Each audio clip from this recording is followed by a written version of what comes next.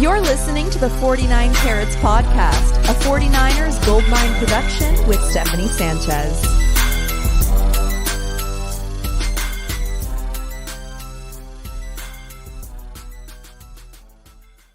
What's going on, everyone? Welcome to another edition of the 49 Carats Podcast. I'm your host, Steph. It is Tuesday, July 16th. You guys might be wondering, what am I doing a show on a Tuesday? Well, we got some pretty significant news today that 49ers wide receiver Brandon Aiyuk has requested a trade from the team. Now, I'm still having issues with sharing slides on StreamYard, so let me see what I could do as far as still showing you guys my slides here.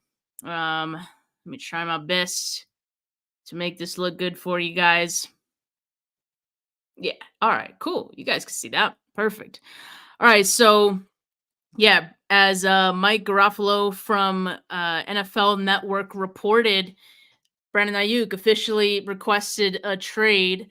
Now, I'm actually surprised that this didn't happen sooner in the offseason. I think a lot of us have been surprised that it hasn't happened sooner, just given the trajectory of these negotiations to this point. It's looked ugly at several points. Brandon Aiyuk has done whatever he could to, I guess, indirectly voice or just kind of hint at the state of the negotiations.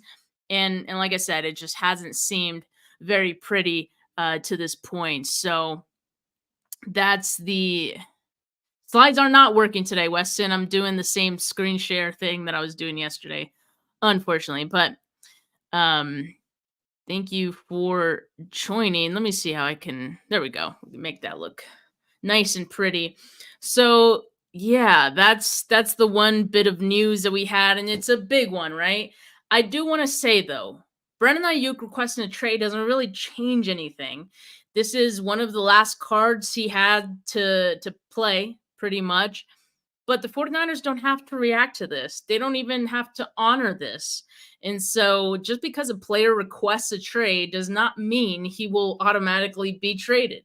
And so there's no reason for the 49ers to want to trade Brandon Aiyuk. I think the way that the draft went, I mean, they let him and his agent seek a trade partner at that time. I think there were teams that were interested, right? But nothing really amounted to anything, and he was not traded at the draft. For one reason, I think it's because the 49ers had a pretty hefty price for Brandon Aiyuk as far as what trade compensation they want in return for him. And I think that would still be the case. I think the compensation that they would want for him would be so high just because they don't actually want to trade him. Like they do want to keep him. At the same time, though, they want him at a certain price. They don't want to, hurt their future and what they're building. Obviously, they have to allocate a certain amount of money for Brock Purdy next season, so they got to think smart as well. And so they're not just going to hand him $30 million right off the bat. They're playing some hardball here, as they should. Brandon Aiyuk should want $30 million, on the same token. So yeah, both sides playing a game of chicken. And both sides seem to, at least right now, be dug in their heels, and both sides seem comfortable having this go through training camp. So Brandon Aiyuk basically with this is saying, I'm not going to be at training camp. 49ers saying, okay, fine. Let's see how long you last with this holdout. So he's going to be getting fined for missing training camp, and if Brandon Aiyuk looks to take this into the season, he's going to be getting fined up the wazoo. Like that's what a lot of people don't remember. 49ers have so much leverage here. And so they don't have to trade him.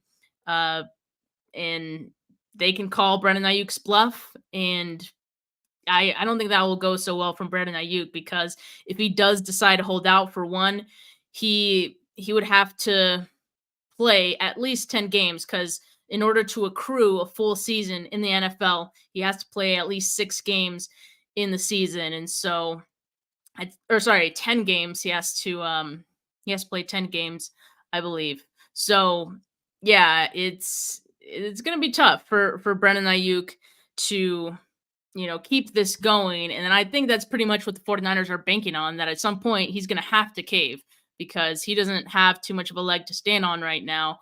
And so that's why I say the 49ers don't have to react to this. They don't have to honor this. I think they're just going to keep waiting and waiting until Brandon Aiyuk meets them at their price. I really do think that. And if he doesn't want to, take that offer that the 49ers have for him, he can say, all right, I'm going to play on my 5th year option. I'm going to bet on myself. That's a choice that Brandon Aiyuk has. I think the 49ers would be more than okay with that choice. Although that does have some risks as well, because you could run into some, rifts in the locker room when it comes to that. Brandon Aiyuk maybe feeling like he's not getting enough targets. Like, there's so many things that can happen, and a disgruntled Brandon Aiyuk playing on a 5th year option may not be the best thing for the team. So that's something that I'm sure the 49ers are kind of weighing as well. But like I said, I think they're going to call Brandon Aiyuk's bluff, and they're comfortable letting this go into the season, and they're going to see if Brandon Aiyuk is comfortable getting this into the season. I'm sure it's going to get real uncomfortable when he starts getting those fines, and those fines really start to add up. Might not be as worth it for Brandon Aiyuk in that case. But yeah, so that's the latest on Brandon Aiyuk.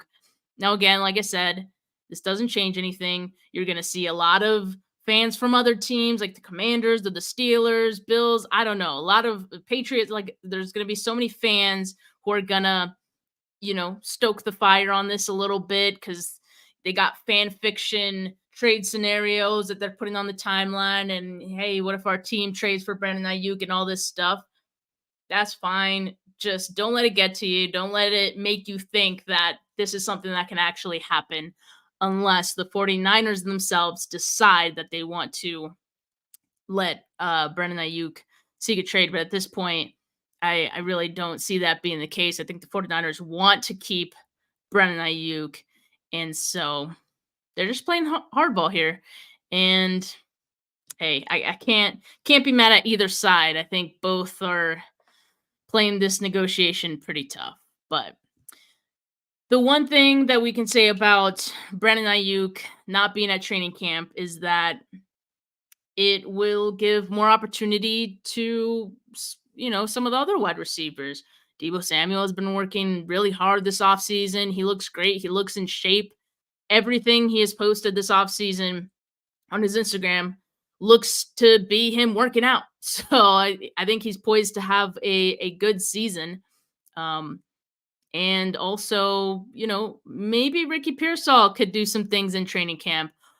But oh wait, just a few hours after we learned about this Brandon Aiyuk trade request, we also learned that Ricky Pearsall landed on the non-football injury list for the 49ers. The rookies have reported to 49ers camp today. Training camp started today for the rookies, July 16th. But the first thing the 49ers do today is put Ricky Pearsall on the NFI list. And so when this first came out, you're thinking to yourself, oh my God, like we don't even know what the injury is. We don't know the severity of the injury. This could be anything. He could be out for the season. Oh my God, this is going to ruin the tour. And so at the very least, it does ruin the plan of, well, if Brandon Aiyuk isn't at training camp, at least Ricky Pearsall will get extra snaps, right? Right? No, yeah. So we don't know how long he's going to be hurt. The one thing we can kind of, that gives us some solace here is that Matt Barrows, not too long ago did tweet out that he's hearing the Ricky Pearsall's injury is not considered serious. So that's good. It's not something that should keep him out all year. Or at least that's what I would take from him saying not considered serious. But that's all Matt Barrow said, not considered serious. We will get more information, I would assume, when, Kyle Shanahan meets with the media, the next time he meets with the media, which I don't know when that is, to be quite honest with you. Let me see if, the 49ers currently don't have any media events scheduled.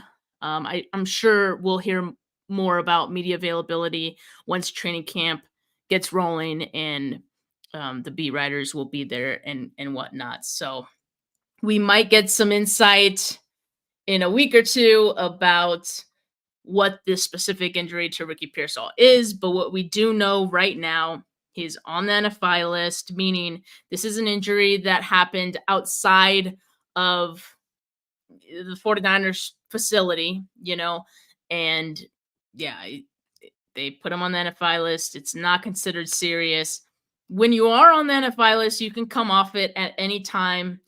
So I guess we'll just have to wait and see how long this unspecified injury keeps him out of action. But it definitely complicates things for the 49ers, at least just a little bit. Now, I don't buy into all of this that I'm seeing of Brandon Aiyuk definitely can't leave now.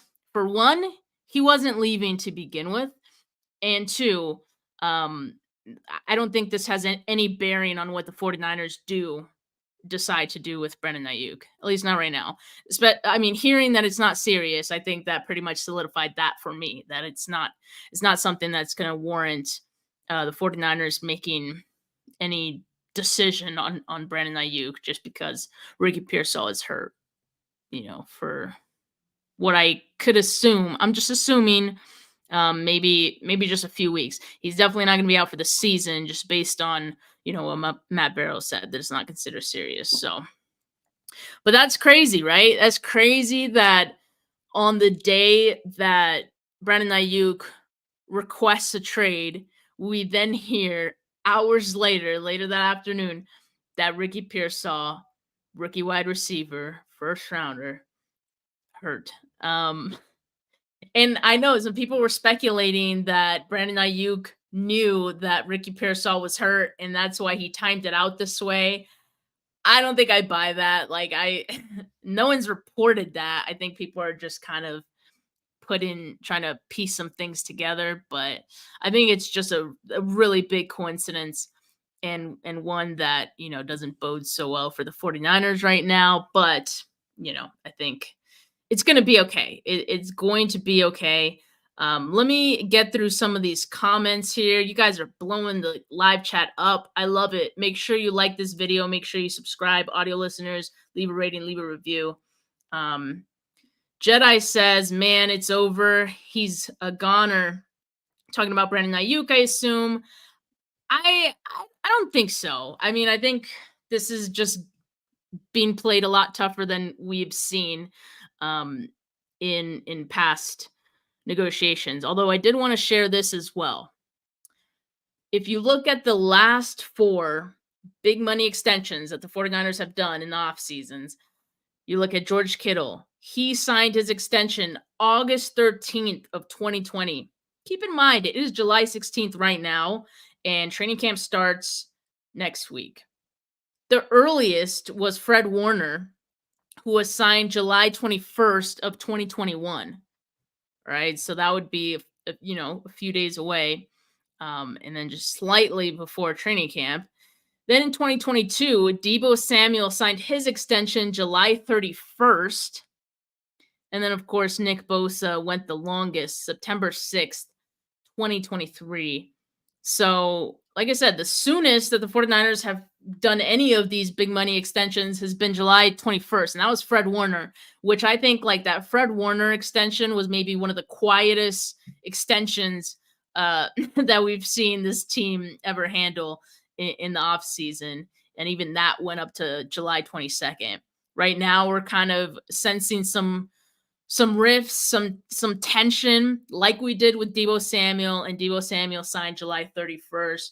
So all this to say that, Deebo Samuel also requested a trade, by the way. So all this to say that Brandon Aiyuk requesting a trade really doesn't change too much in either direction, I think. But I will say this. To this point, the last few weeks, I'd been saying I gave it a 70-30 shot that Brandon Aiyuk gets his extension. So I was saying 70% Brandon Aiyuk gets his extension, 30% chance that he would play on his 5th-year option. Now, I mean, I know it's still early looking at some of these dates, but I'm getting a little closer to 60-40, 50-50 now that I'm thinking it's a real possibility that Brandon Ayuk plays on the 5th-year option right now more than ever. Just because I think the timing of Brandon Ayuk making this trade request, it's a lot later in the game than when Deebo Samuel did it. And so that that tells me there's this is it's pretty late in the game to be this far off on things for me to feel that a deal is going to get done around training camp, but who knows. And part of the report actually was that the 49ers hadn't had substantial contract talks with Brandon Ayuk since May. Like they haven't really gotten into negotiations since May. So that's crazy. Clearly they're still in a holding pattern. I think that's going to continue. So, like I said, because I think the 49ers are clearly comfortable in letting this go through training camp with Brandon Ayuk, yeah, I think there's a 50-50 chance now that we see an extension or we see him play on the 5th-year option. I'm comfortable with either one at this time, but I'm just a innocent bystander in all of this. Let me continue to look at some of these comments here. Corey says the 49ers may have the leverage, but I also think they may be considering trading him more than the fan base and content creators think. I don't think so. I really don't. Because if they really wanted to trade him, they would have done it during the draft. Like that would have been a great time to do it because you can use those whatever like the trade compensation, you can use those picks right away, right then and there. Trading him now doesn't help you for 2024. And 2024 is a pretty serious season. It's like the last real shot that this core group of guys has to get to the Super Bowl and feel confident in getting to the Super Bowl with this group. And so trading Brandon Ayuk right now doesn't help that. Now, I think trading him after the season would be back on the table. Sure. But yeah, I can't see it happening now. And if they did, that would be a bad business move in my opinion. Oh God. John in SoCal says, this is all self-inflicted. They could have gotten something done earlier in the year.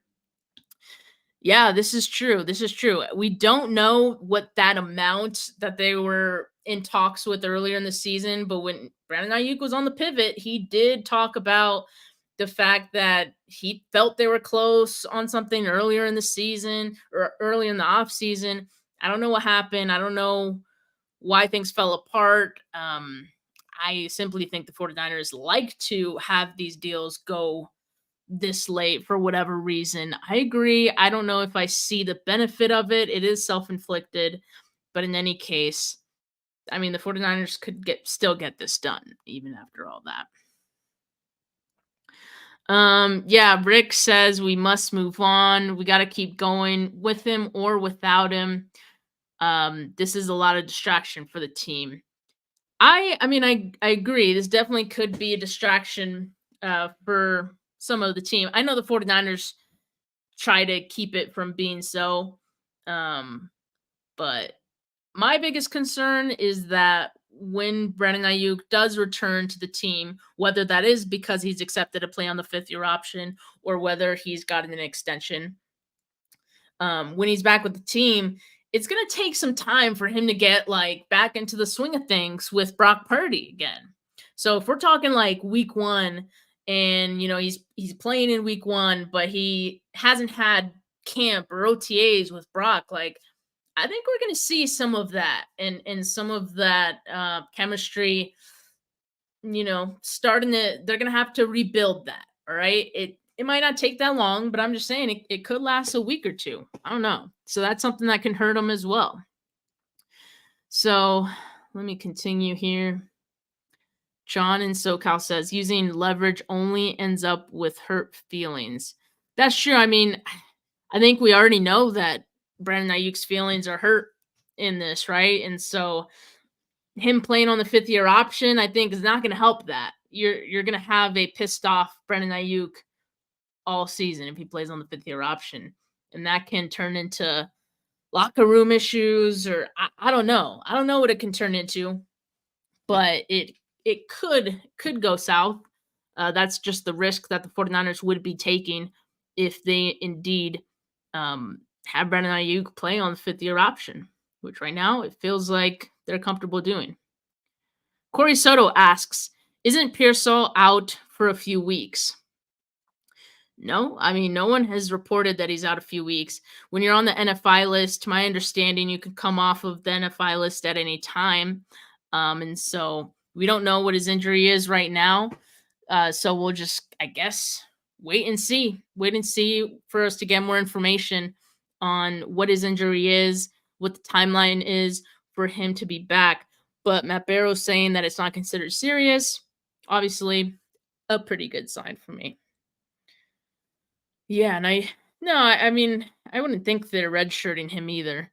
If you guys recall, he was wearing a blue non-contact jersey in some portions of OTAs, like much of OTAs, if I'm not mistaken. Or sorry, was it minicamp? Might have been minicamp. And so I don't know if this has anything to do with the same injury. Again, 49ers were extremely vague about why he was wearing the blue non-contact jersey. They just said it was like mostly a precaution thing. But it makes you think. I don't know. I don't know if he was dealing with the same stuff.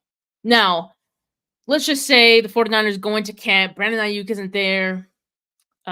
Ricky Pearsall isn't there. I mean, who's going to be the guy that benefits from this? And we got some thoughts here. Hines says Danny Gray, wide receiver 1. I don't know about wide receiver 1. He's going to be more like wide receiver done. If when cuts come around, if he doesn't step up, but we'll see. I'm not holding my breath on that one. Debster says Ronnie Bell. It's a possibility. I think we also might see more Jacob Cowing. Obviously, Cowing will get more opportunities as well. So we'll see. Technic Chic, thank you. The voice of reason. I try. Okay. Corey says I'm reading on Google that mandatory time is 3 weeks for NFI. Is that wrong? I'll have to look myself. I admit that I did see someone else say that he can come off of it at any time. I think it was like one of the beat writers said that. So I just held that to be true, but I'll have to do some digging myself, Corey. But thank you for doing some research there.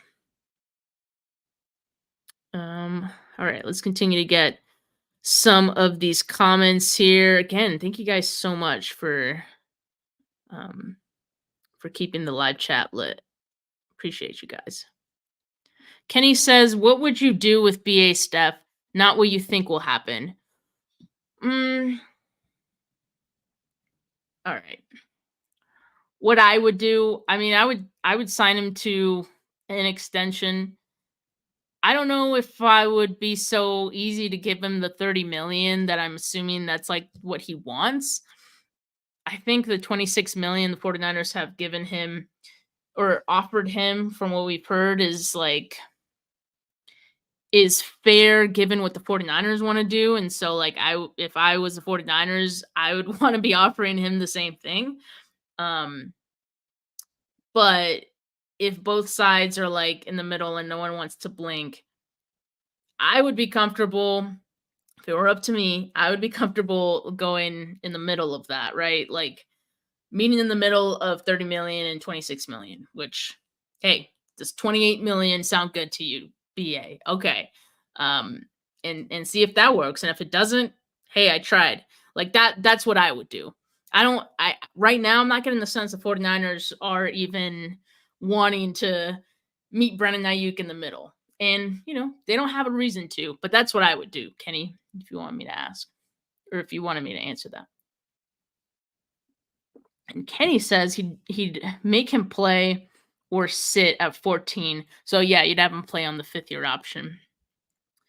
Yep, that's what I'm feeling like the 49ers are comfortable having him do. Um, Valerie says, I think BA risks making less money long term if he plays on the fifth year option and then the 49ers franchise tag him. It'll get done for that reason. That's an excellent point. This is very, very true. Brandon Ayuk could say, like, hey, I'm going to hold out. Hey, I'm going to bet on myself. He could say all these things.